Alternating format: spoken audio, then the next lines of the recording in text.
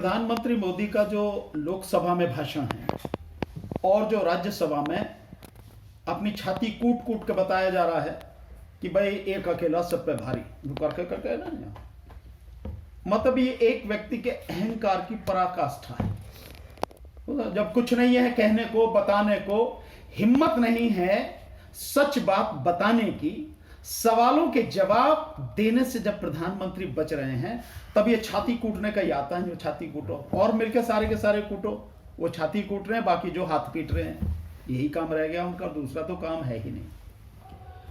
तो मैं ये मानता हूं कि माननीय प्रधानमंत्री जी की अब तक की सबसे बड़ी हार है और उनकी कायरता का, मैं बहुत जिम्मेदारी से इस शब्द को इस्तेमाल कर रहा हूं कि प्रधानमंत्री की कायरता का ये बहुत ही एक घिनौना उदाहरण है जो उन्होंने देश की संसद में, लोकसभा में और राज्यसभा में दिखाया है। अगर कोई वैसे भी कोई आप पे आरोप लगाता है या कोई आपके सामने सवाल रखता है, तो आपकी जिम्मेदारी है, आप देश के प्रधानमंत्री होने के नाते उन सवालों का जवाब दें आप, और उनका तो जरूर ही देना चाहिए जिसमें सीधे सीधे आप जुड़े हैं। भाई यही तो राहुल गांधी जी ने पूछा ना कि भाई आप जितनी भी विदेश यात्राओं में गए हैं उनमें किस किस विदेश यात्रा में अडानी आपके साथ में गए हैं। दूसरा यह है कि जिन जिन यात्राओं में आप गए हैं, अगर वो साथ नहीं गए तो आपके जाने के बाद वो तुरंत ही किन किन यात्राओं में वहां पहुंचे हैं। और फिर यह पूछा गया है कि आपकी जो यात्राएं हुई हैं उनमें आपके जाने के बाद, आपकी यात्रा के बाद किन देशों में गए हैं अडानी, और उन देशों से क्या क्या उन्हें जो है व्यापारिक लाभ हुआ, कौन कौन से उसके कॉन्टैक्ट हुए हैं, यही तो पूछा है। तो प्रधानमंत्री को इन सवालों से भागने की बजाय और कांग्रेस के पिछले 10 साल 2004 से लेकर 2014 तक को सामने लाने की बात न करके इन सवालों के जवाब देने थे। आप अपने गुनाहों पर पर्दा यह कह के नहीं डाल सकते कि उसके जमाने में भ्रष्टाचार हुआ। अगर कांग्रेस के जमाने में भ्रष्टाचार हुआ, हालांकि 2G की बात करें तो वो अभी तक सिद्ध नहीं हुआ और कोर्ट में सारे आरोपी बरी हो गए, सारे के सारे सिद्ध नहीं हुआ, बावजूद इसके वो घोटाला 1,76,000 करोड़ का बताया गया था, कोयला घोटाला 1,90,000 करोड़ का बताया गया था। लेकिन आपके समय में तो एक ही घोटाला जो सरकार ने खुद किया नोटबंदी के दौरान, वही 10 लाख करोड़ से ज्यादा का था।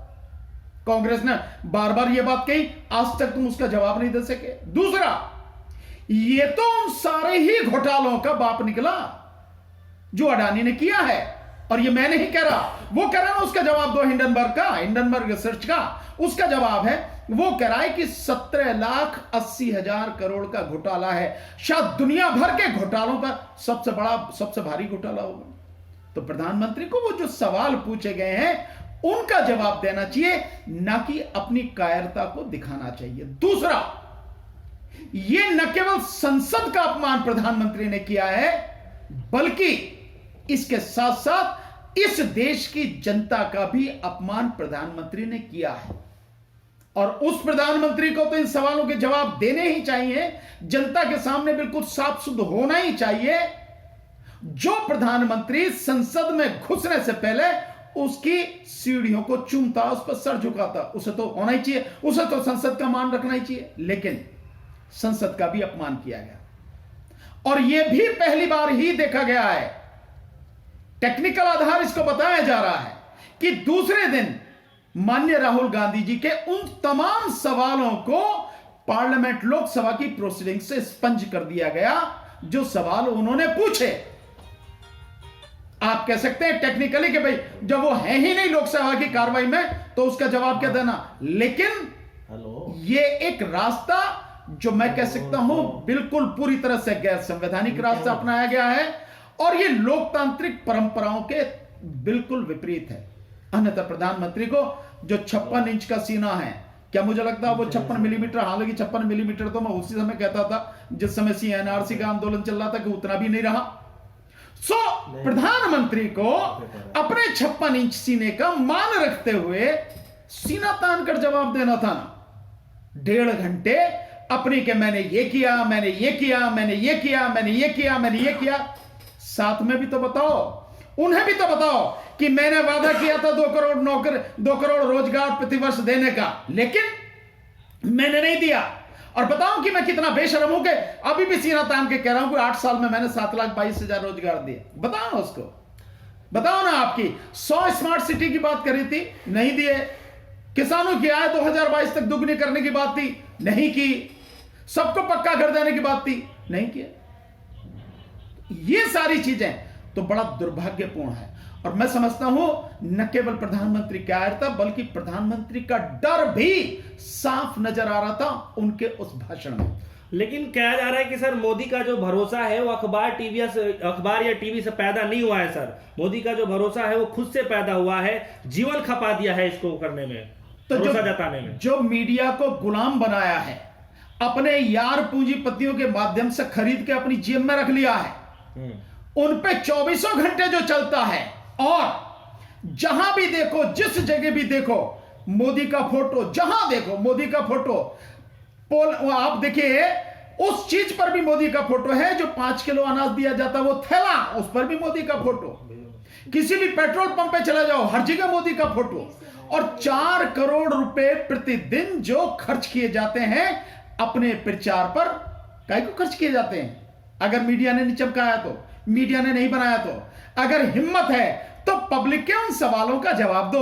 और भी आगे, इससे मैं कहता हूं, अगर वाकई में हिम्मत है और 56 मिलीमीटर का भी सीना अगर रह गया, 56 इंच तो छोड़ो, कि 56 मिलीमीटर का भी अगर प्रधानमंत्री का सीना रह गया है, तो एक बार ईवीएम हटा के बैलेट पेपर से चुनाव कराओ, दूध का दूध, पानी का पानी हो जाएगा और प्रधानमंत्री को अपनी औकात याद आ। लेकिन सर मीडिया के अंदर यह चल रहा है कि विपक्ष लगातार अलग अलग तरीके से तीर छोड़ने की कोशिश कर रहा है, चाहे महंगाई का तीर हो, चाहे बेरोजगारी का तीर हो, चाहे जीएसटी का तीर हो, चाहे जो पेगासिस का तीर हो, तमाम, और चाहे फिर ईवीएम का तीर हो, लेकिन एक भी तीर जो है सटीक लग नहीं पा रहा है। नहीं, खूब अच्छे सटीक लग रहे हैं तीर, इतने सटीक लग रहे हैं कि प्रधानमंत्री की हिम्मत नहीं हो पा रही इनमें से किसी भी एक सवाल का जवाब देने की।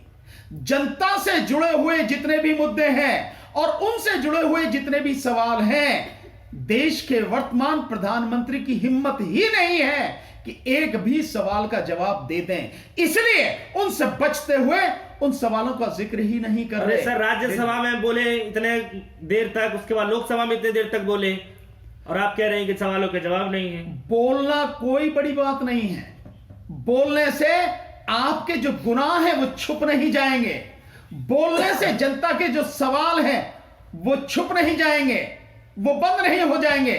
आप बोलो ना, आप जो आपसे पूछा गया उनके जवाब दो ना। आपको क्या दिक्कत है? आपको भाई, आप कह रहे हो कि 140 करोड़ लोगों का भरोसा है आप पे, हालांकि यह बात भी सरासर झूठ है कि आदमी इतनी बेशर्मी से झूठ बोलता है, और वो भी संसद में जिसकी कार्रवाई सारी रिकॉर्ड होंगी। 140 करोड़, अबे विरोध में इतने तो हम ही बैठे हैं, और विरोध में जो उसमें बैठे हैं पार्लियामेंट में जो लोग विरोध में, क्या वो भी उनकी उसमें शामिल में, प्रधानमंत्री के साथ शामिल है? क्या देश में इतनी जो मतलब विधानसभाओं में इतने विधायक जो उनके विरोध में हैं, मतलब 65% जनता प्रधानमंत्री मोदी के विरोध में है, रिकॉर्ड के हिसाब से ही, वो भी अपने साथ में जोड़ ली।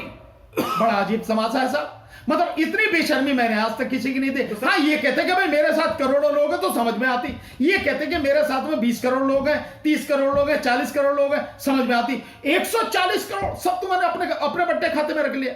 यार, कम से कम कुछ तो शर्म होनी चाहिए कि आप बोल रहे हैं और फिर छाती कूटने से क्या होगा? छाती कूटने से क्या मतलब ये सिद्ध हो जाएगी बात कि तुम ही हो? हाँ, वाकई में मानते कि एक अकेला सब पे भारी तब पड़ता जब एक एक सवाल का जवाब देते। जो आदमी कायरता से सवालों का जवाब देने से भाग रहा वो भारी पड़ेगा। आने वाले समय में जनता बताएगी कौन किस पे भारी है। चिंता ना करो प्रधानमंत्री जी, ये देश की जनता बताएगी। तो सर आपको क्या लगता है कि विपक्ष के सवालों से सर बौखलाहट मची हुई है? निश्चित रूप से केवल बौखलाहट नहीं है, विपक्ष के सवालों से अंदर तक बुरी तरह से प्रधानमंत्री तिलमिलाए हुए, और केवल प्रधानमंत्री नहीं, पूरी जो उनकी कैबिनेट है और उनके तमाम एमपी हैं, सब अंदर से तिलमिलाए हुए हैं। और उनकी बौखलाहट और इसके साथ में गुलामी मैंने ऐसी पहले कभी नहीं देखी संसद में। ये भारत में पहली बार हुआ कि संसद में मोदी मोदी मोदी मोदी चला रहे, तब वो हाथ पीट के, ये जो हाथ पीट के चला, यार ऐसी गुलामी हमने तो पहले कभी नहीं देखी। पर क्या कर सकते हैं, वाह, ऐसे ही अगर उन पर राज कर गए, या ऐसे ही लोगों को साथ लेके आप राज करने की बात कर रहे हो और छाती कूट के कह रहे हो कि एक अकेला सब पे भारी, कुछ भी कह सकते हो भाई। सर ये कहने की नौबत क्यों पड़ रही है सर? किसकी? कि एक अकेला सब पे भारी, वो भी इसलिए पड़ रही है कि अपने आप को दिखाना कि सारे के सारे मेरे ऊपर वार कर रहे हैं, लेकिन मैं फिर भी जनता की भलाई के लिए काम कर रहा हूं। जनता में झूठ मैसेज देने का प्रयास किया जा रहा है। और आप देख नहीं रहे कि जब ये सब कुछ हो रहा है, लोकसभा में जिस दिन जवाब दिया प्रधानमंत्री ने परसों और कल राज्यसभा में दिया, तो जो गोदी मीडिया है वो क्या कर रहा है? क्या कर रहा है गोदी मीडिया? सिर्फ यही तो दिखा रहा है कि मोदी ने सबको जवाब दिया, एक का भी जवाब नहीं दिया ना। बड़ी मजेदार बात है कि वो गोदी मीडिया, वो भांड दलाल मीडिया, वो चापलूसी करने वाला मीडिया जो तलवे चाटता प्रधानमंत्री के, वो मीडिया वो कह रहा है कि प्रधानमंत्री का जवाब मुंहतोड़ जवाब, चारों खाने चित्त पस्त, ये मतलब क्या क्या वो कह रहा। अबे जवाब तो दिया ही नहीं, एक का भी, एक का जवाब दो ना, पता लग जाएगी। लेकिन सर अपने अंदाज में कई बार उन्होंने शेरो शायरी भी कहा और कहीं कहीं पे भावुक भी हुए। एक भावुक क्या है, जब नौटंकी करने में तो जवाब नहीं है प्रधानमंत्री का। ये तो अभी छाती कुटी है भाई मेरे। भावुकता में तो वो कई बार रोके और वो बीच में रुक के ओ जैसे कितना अंदर बड़ा दुख निकल गया। तो नौटंकी करने में उनका जवाब नहीं, और ये नौटंकी ही हुई है 2 दिन में। और हुआ क्या है? देश की जनता के सवाल, विपक्ष के सवाल, उनका जवाब दो प्रधानमंत्री। नौटंकी बंद करो। देश तुम्हें जान चुका है कि घड़ियालू आंसू बहाने में आपका कोई जवाब नहीं है, लेकिन देश की जनता अब इनसे पसीजेगी नहीं। आपको आपकी औकात दिखाएगी। आपको आने वाले 2024 के चुनाव में सही जगह आपकी जो है वहीं पहुंचाएगी। वो तो सर शेरो शायरी कह रहे हैं कि तुम्हारे पांव के नीचे कोई जमीन नहीं, कमाल ये है कि फिर भी तुम्हें यकीन नहीं। इसके आगे की 2 लाइन और पढ़ देते तो पता लग जाती। 2 लाइन की छोड़ दी, उन्हें 2 लाइन भी पढ़ देनी चाहिए थी। मुझे तो याद नहीं है अब रही, लेकिन मैंने सुनी थी, किसी ने सुनाई थी बहुत बढ़िया, कि भैया 2 ही क्यों रह गए, दोनों आगे और पढ़ देते तो पता लग जाती। ये सियासतदान जो करते हैं सारी चीजें, उन्हीं के ऊपर तो थी। चलिए सर अब बताइए, इतना विपक्ष में और पक्ष के बीच हंगामे के बीच सदन के अंदर, इसके बाद भी सर जो है अडानी पे चर्चा नहीं हुई, इसके पीछे की क्या वजह? अडानी पे चर्चा हो या ना हो, मैं आपको लिख के दे रहा हूं कि प्रधानमंत्री का कल जब राज्यसभा में छाती पीट पीट कर जो भाषण हुआ, वो अहंकार की पराकाष्ठा थी। अब इसके बाद में प्रधानमंत्री और बीजेपी का पतन ही होगा। आप देख लेना, लगातार देखना, हर दिन प्रतिदिन अब पतन होगा। और वो पतन अब इनकी समाप्ति के बाद ही खत्म होगा, जब बीजेपी को पूरी तरह से पब्लिक उखाड़ के फेंक देगी, समाप्त कर देगी। प्रधानमंत्री को चाहिए था जवाब देना, ईमानदारी से जवाब देना, लेकिन जवाबों से भागे। जो ये स्थिति आज की तारीख में है अंतरराष्ट्रीय क्षेत्र में, जिस तरह से अडानी की लगातार भद्द पिट रही है, लगातार उसके साथ में जो लोग थे, अभी आपने देखा होगा फ्रांस की जो 2 कंपनियां हैं बड़ी, और जिनमें एक वो टोटल कंपनी करके है जिसका सबसे ज्यादा पैसा इनके उसमें लगा है, उसने भी अब इनके साथ में काम करने में बहुत सोच समझ के आगे बढ़ा जाएगा। अभी उस पर उन्होंने भी विचार शुरू कर दिया। तो ये जो आप लगातार देख रहे हैं, आधे दर्जन से ज्यादा जो बैंक हैं, उन्होंने उनके बॉन्ड को मानने से मना कर दिया, 0 कर दी उनकी बॉन्ड की वैल्यू। और अंतरराष्ट्रीय क्षेत्र में जो हो रहा है, ये जो सारी चीजें हैं, इससे अडानी बिल्कुल औंधे मुंह गिरेगा। और अडानी गिरेगा तो बचेगा मोदी भी नहीं।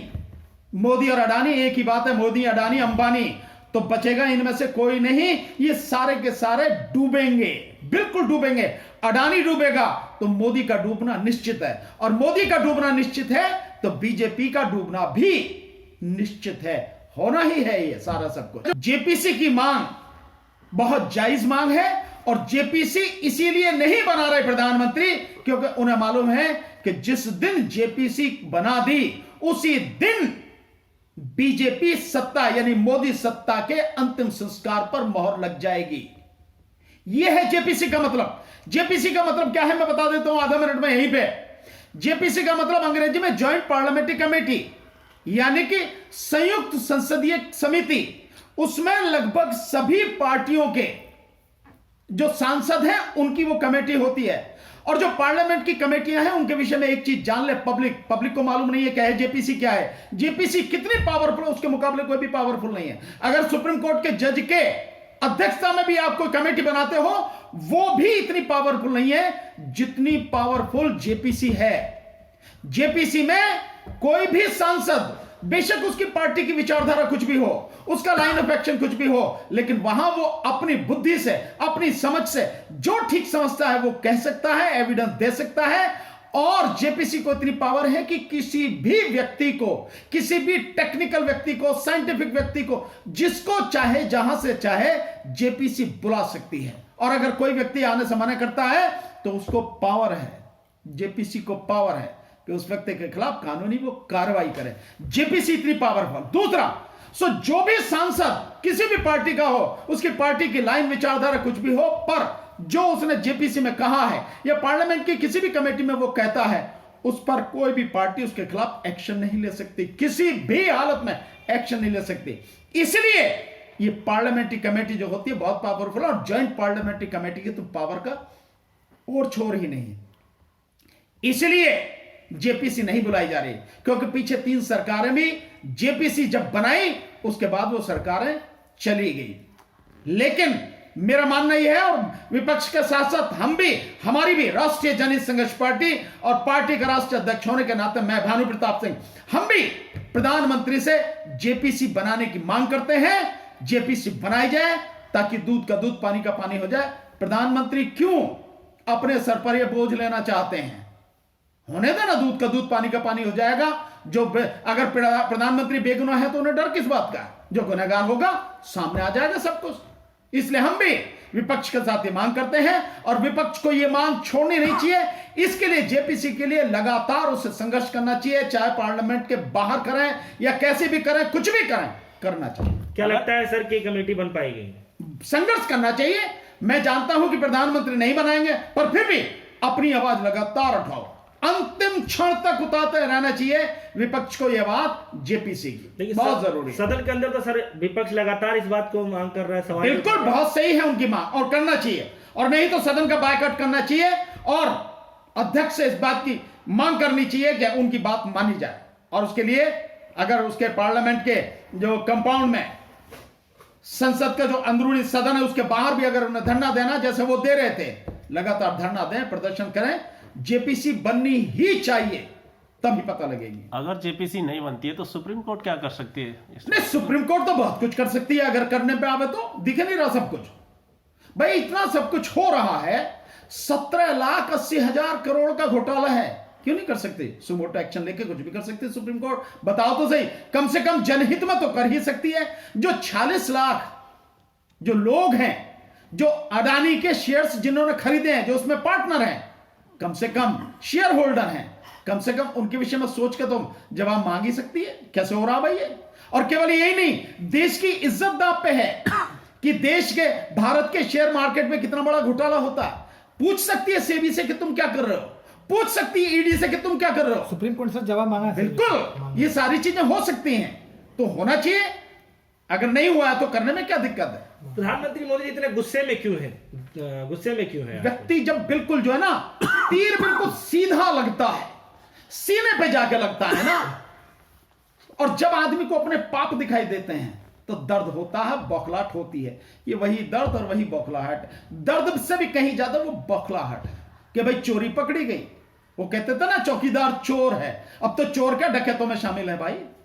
अब तो वहां स्थिति पहुंच गई। लेकिन मीडिया तो सर चला ये रहा है। अरे भांड मीडिया की बात कर रहे हैं यार तुम, बार बार लोकप्रियता बढ़ गई। तुम चला रहे हो सर, आप भी तो मीडिया हो भाई। चोरी अब तो ये बात सिद्ध हो चुकी। अब तो ये बात जो बड़े बड़े जो पत्रकार हैं वो कह चुके, रवीश जी कह चुके, पुण्य प्रसून वाजपेयी जी कह चुके, अजीत अंजुम जी कह चुके, ये बात कह चुके कि जो सोशल मीडिया है एक्चुअल में वही आज की तारीख में मीडिया है, और उसने उस गोदी मीडिया को बहुत पीछे छोड़ दिया है। अब तो ये बात सिद्ध हो गई। तो आप लोग हैं असली मीडिया तो भाई। वो भांड मीडिया, वो तलवे चाटने वाला गुलाम मीडिया, वो गोदी मीडिया, वो मीडिया कहां रह गया? वो तो बीजेपी का स्पोक्समैन है।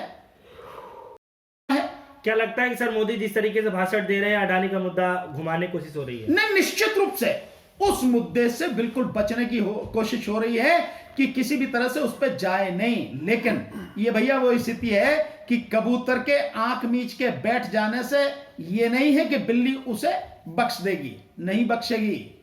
ये जो विपक्ष है, ये विपक्ष छोड़ेगा नहीं। प्रधानमंत्री को जवाब देना पड़ेगा, और अगर जवाब नहीं दिया तो भी, और जवाब देंगे तो भी, प्रधानमंत्री का पतन भी अडानी के साथ ही होगा। एक चीज और अडानी डूबेगा तो प्रधानमंत्री भी डूबेंगे।